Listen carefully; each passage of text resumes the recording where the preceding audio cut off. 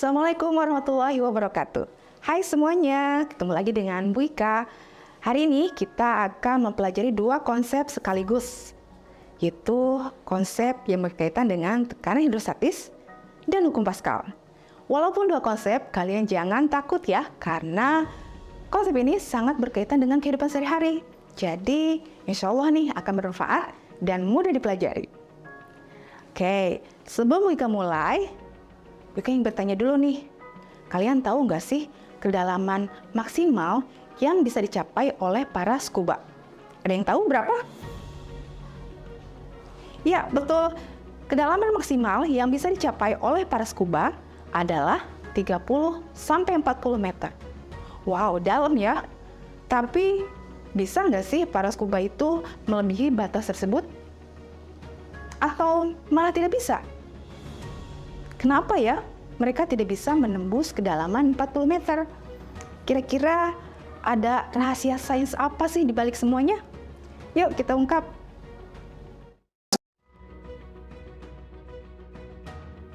Nah, sebelum mengungkap, Bu Ika akan mengajak kalian ke analogi yang sederhana. Pertama, kalian bayangkan Bu Ika memiliki satu botol yang dikasih lubang A, B, dan C. Kemudian botolnya diisi air. Kebayang dong airnya kemana?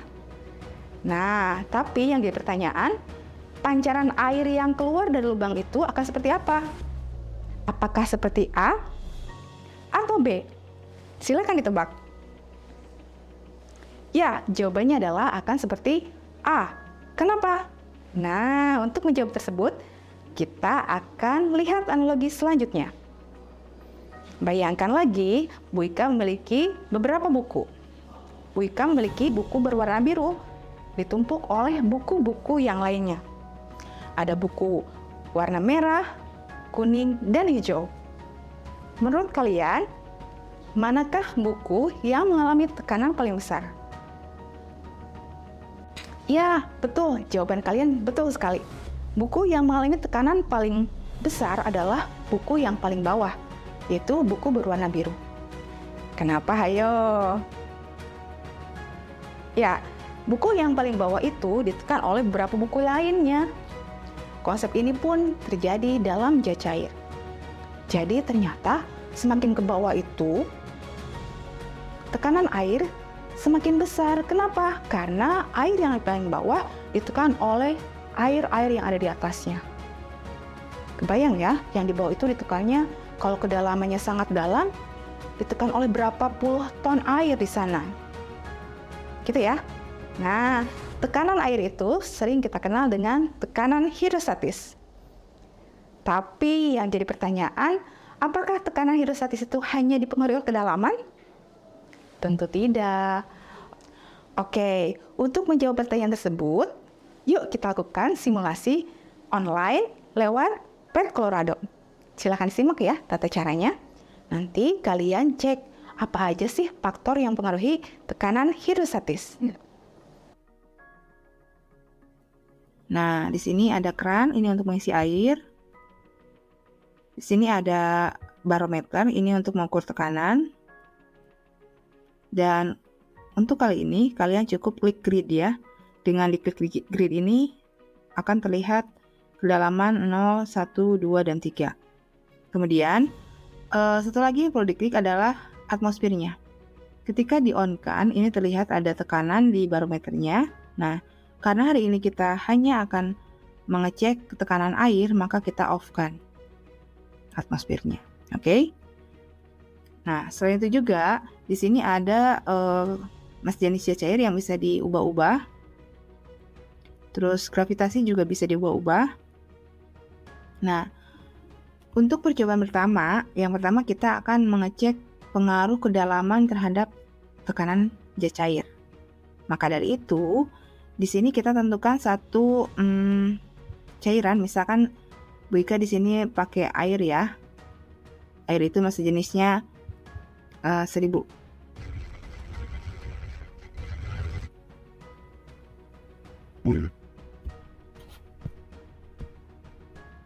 Oke, kita ubah misalkan di sini ya.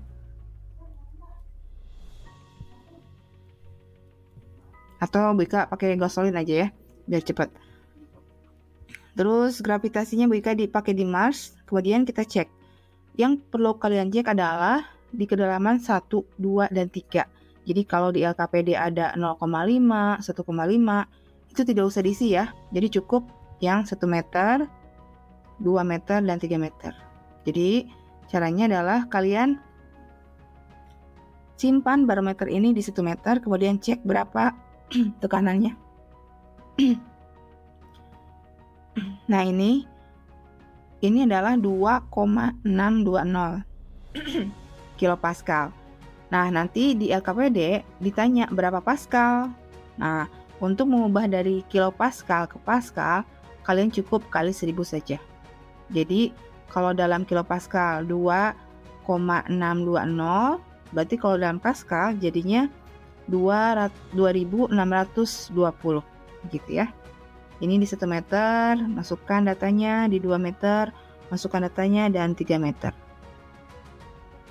Kalian bandingkan ya, semakin dalam tekanannya seperti apa. Itu untuk percobaan pertama. Untuk percobaan kedua, kita akan mengecek pengaruh massa jenis terhadap tekanan. Jadi, kalian cukup tentukan satu kedalaman, misalkan Bu Ika di 2 meter ya. Nah, yang di bawah bagian mana? Yang di bawah adalah bagian massa jenisnya. Jadi pertama, kalian cek di gasolin berapa, terus geser lagi ke air berapa, kemudian digeser lagi ke madu berapa. Jadi ini diubah ya, selama 3 cairan. Itu untuk percobaan kedua. Sedangkan untuk percobaan ketiga, nah kedalaman sama massa jenisnya dibuat tetap. Yang diubah apa? Yang diubah adalah gravitasinya. Kalian ubah di Mars berapa, di Earth berapa, dan di Jupiter berapa. Nah, setelah melakukan percobaan online, coba kalian sebutkan faktor-faktor apa aja sih yang mempengaruhi tekanan zat cair? Ada 3 loh. Ayo sebutkan. Ya, betul. Yang pertama adalah kedalaman. Jadi semakin dalam air, maka tekanannya akan semakin besar juga. Yang kedua, ya, percepatan gravitasi.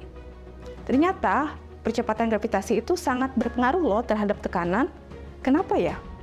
Ya, karena gravitasi itu mengarah pada arah bawah dan itu searah dengan tekanan dari zat cair tersebut.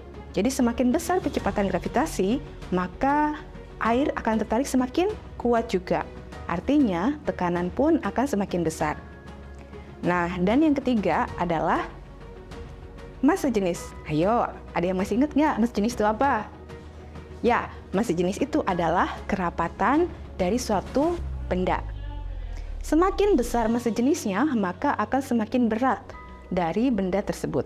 Artinya, jika massa jenis zat cairnya besar, otomatis tekanannya juga akan besar. Kenapa? Karena berat dari zat cairnya juga sangat besar. Oke, bisa dipahami? Jadi, ada berapa faktor yang mempengaruhi tekanan zat cair? Ya, 3. Pertama, kedalaman.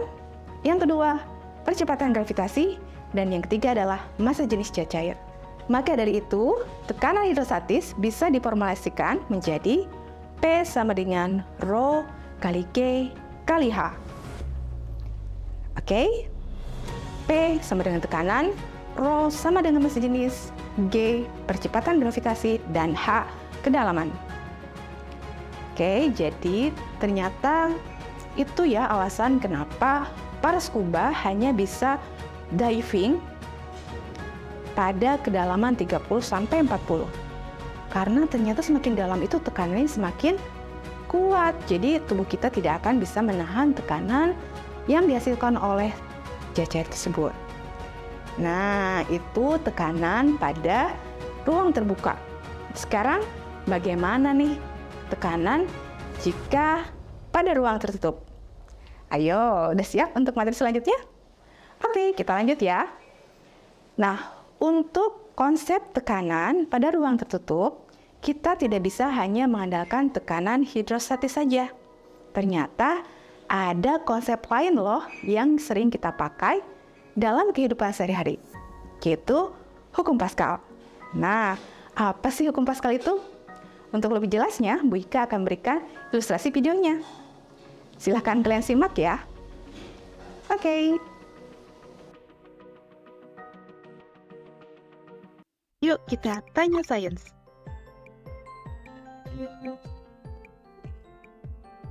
Saatnya sains menjawab.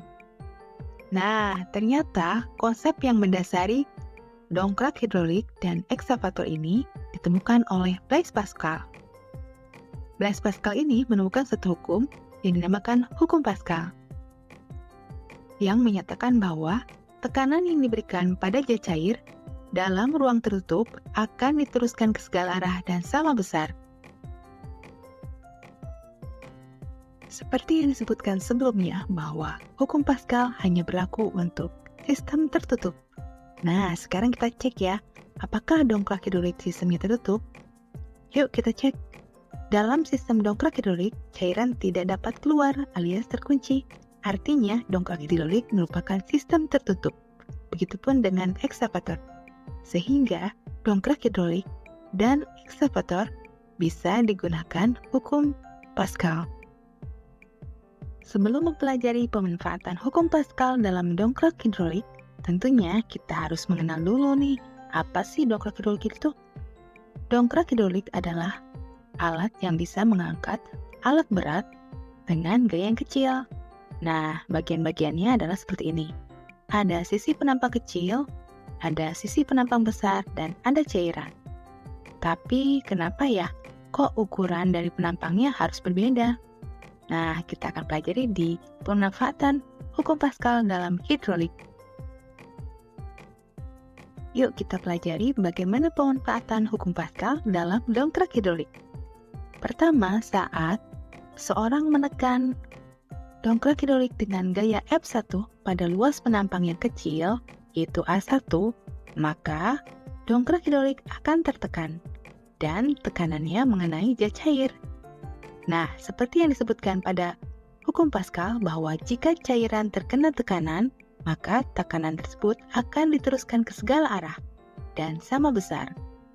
Kemudian, karena cairan ini merupakan cairan tertutup, maka tekanan diteruskan ke luas penampang A2 dan menghasilkan F2. Lalu, bagaimanakah hubungan tekanan di A1 dan di A2? Nah, tekanan di A1 dan di A2 adalah sama. Kenapa?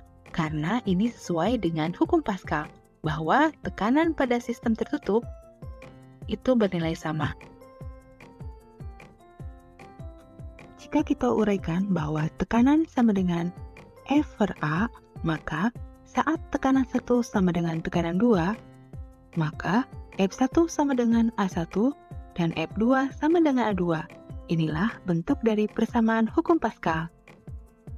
Dengan F1 sama dengan gaya pada luas penampang kecil, F2 merupakan gaya pada luas penampang besar, A1 merupakan luas penampang kecil, dan A2 merupakan luas penampang besar.